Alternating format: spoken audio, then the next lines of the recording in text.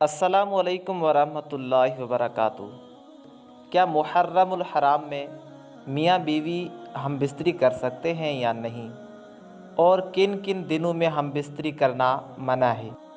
محرم الحرام میں جمع کرنا، بیوی سے ہم بستری کرنا بلا قباحت جائز و درست ہے، کیونکہ اعلیٰ حضرت امام احمد رضا خان بریلوی رحمۃ اللہ علیہ تحریر فرماتے ہیں کہ ماہ محرم میں نکاح کرنا جائز و درست ہے، کسی مہینے میں منع نہیں ہے۔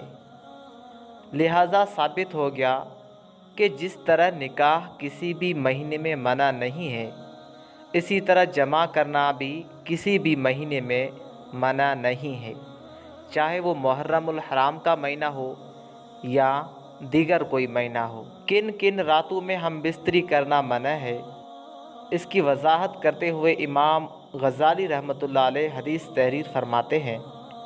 امیر المؤمنین حضرت علی رضی اللہ تعالیٰ عنہ سے روایت ہے، ہر مہینے کی چاند رات اور چاند کی 15ویں شب اور چاند کے مہینے کی آخری شب مباشرت کرنا مکروہ ہے کہ ان راتوں میں جمع کے وقت شیطان موجود ہوتا ہے۔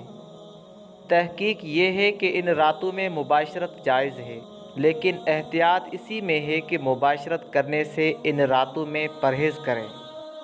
نیز اذان و نماز کے وقت ہم بستری نہیں کرنا چاہیے۔